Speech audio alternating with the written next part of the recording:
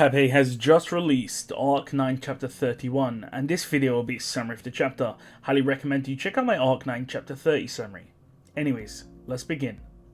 The mass of rock, over 100 meters tall, plummeted to the earth.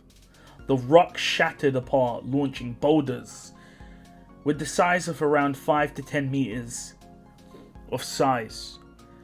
The boulders fell apart towards the city below. Even though it was called a rock, in reality it should be called a mountain. The number of casualties, if the boulders were to hit the city, would be in the thousands to tens of thousands. In current time, those who could cause that much death and destruction would be the Blue Lightning Satella, but also there was the Sin Archbishop of Greed or the Sin Archbishop of Sloth. Al mutters that if you don't consider the current times, then those in the past could have also caused that much death. Al was standing on the top of the city walls and he looked back. He shouldn't be waiting here, but he had to see it through. Impressive, Al muttered. A tower of ice rose and blocked the boulders. One by one, the boulders were stopped. Albeit the ice was cold, it resonated with warmth. It also let off a shimmer which showed sadness. Roy says that Al sounds like a poet. Al was irritated. Roy was helpless, yet he really did like to run his mouth. Al tells Roy to not talk about taste. After all, isn't the one with specific taste of gourmet his dead sibling? Roy says it's cheap to take shots at a dead family member. But Roy says what they eat doesn't really matter, after all, since it ends up in the same soul stomach. Al calls him a food thief, but Roy just says that he's simply a foodie. Al noticed that Roy was very eloquent with words, and he had a vast range of vocabulary. Despite his innocent look and tone, Al didn't forget who this person was, a Sin Archbishop. Al says, "Let's go," and Roy says it seems that he doesn't need to toss a lifeline to the lady, calling Al messed up. Roy had correctly guessed why Al stayed, to ensure that no one died, or else he would have intervened. The scene changes. Through the battle with the old man Rom, Al realized there was foes that could challenge his authority, something that he initially believed would make him invincible. However, he was now being meticulous. He treated each one of his lives very seriously, never restarting unless he squeezed every ounce out, like squeezing the last bit of toothpaste from a tube. Overall, it took 6,724 attempts. No matter what, Al would claim that that number was the optimal number to overcome the situation. Al reaches the meet up point and Felt calls him a bastard for the rock falling stunt. Al says he is glad that she is safe, but Roy tells Felt to keep attacking Al with words because it will spice him up a bit more. Felt says that Roy's face is very punchable and says that he doesn't know if he's the younger or older sibling. Roy says that he heard about Felt from Rui, and Felt gave Life food poisoning. Roy says he doesn't know if he's older or younger, but he changes between being the younger sibling and the older sibling based on his mood, and Felt says that you can't do that. They continue arguing before Ye calls out to Al from a shabby hut further down. Al says it looks like she got her butt kicked. Her clothes were torn, her hair a mess, and her look was noticeably different. Ye said that she was fighting with Wilhelm Trias, the sword demon. Al thinks, undoubtedly, Wilhelm was of course strong, but he wasn't the worst matchup. The Burial Manor had many traps, so it was like the home advantage for Ye. But if Dragon Al got involved, that means that Ye must have been completely defeated. Al, looking at Hankl, who was slumped over, says that he was probably involved. Ye says that she doesn't know, since she couldn't really see it because she was knocked out. but it was apparently Hankl who defeated the sword demon. Ao didn't know much about the Astria family strife, but it had to do with the title of the Sword Saint, and now the relationship between their family was even more irreparable. Reinhard and Wilhelm, Hankl had opposed both of them in the past few days, so Ao couldn't really pity his emotional state. Dragon Ao says he killed Hankl just in case. Human Ao gets spooked and Dragon Ao deactivated his camouflage ability. Ao asks if Dragon Ao is bending light around him, and Dragon Ao says he can do it when he's stationary. Human Ao says it's very cool. Dragon Ao says without Hankl, he might have actually lost the fight.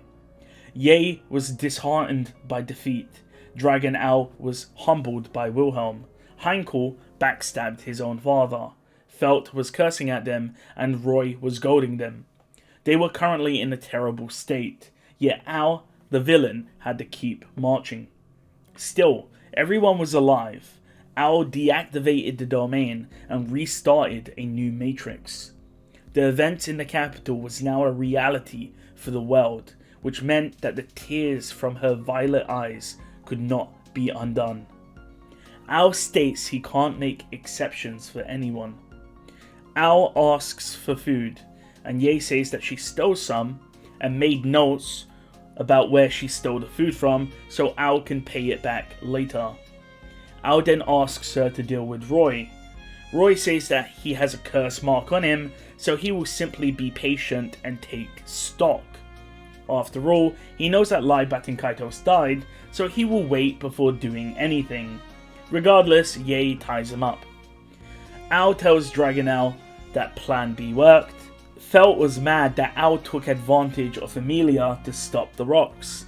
Ao tells Felt that it isn't her fault about what happened to Hankl or Wilhelm.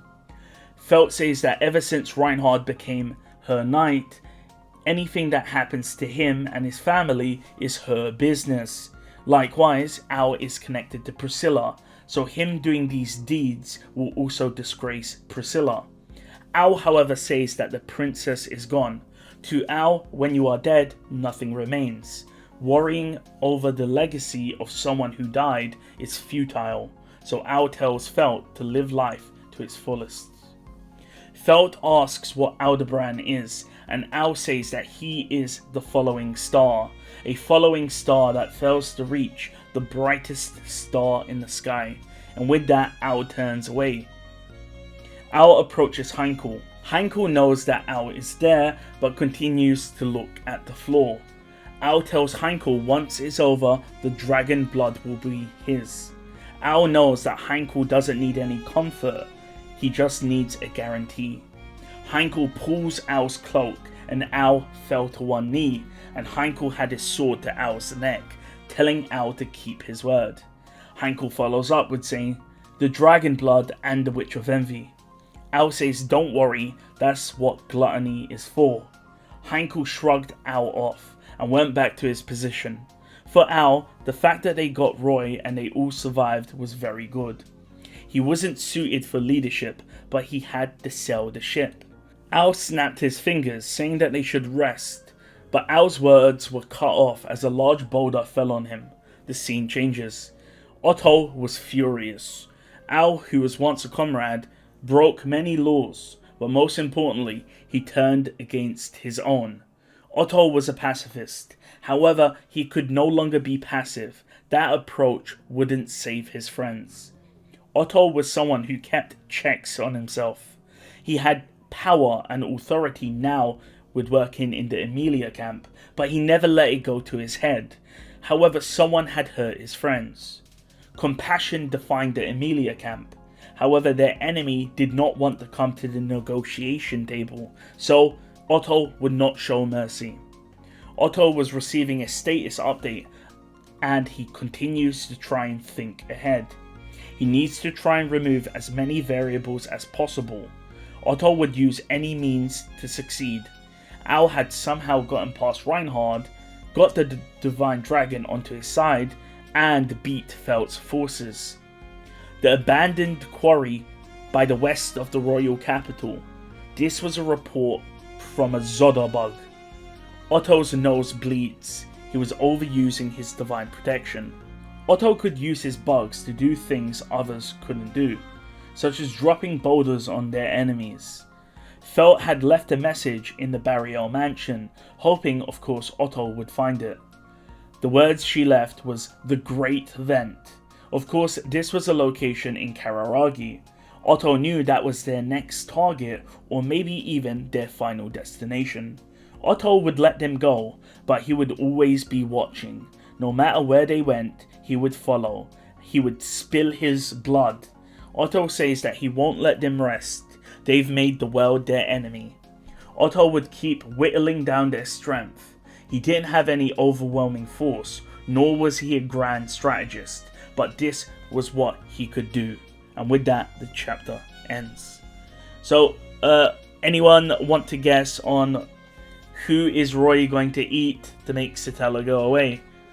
That is the big question. Some people are going to say Petra, but what if it's Subaru?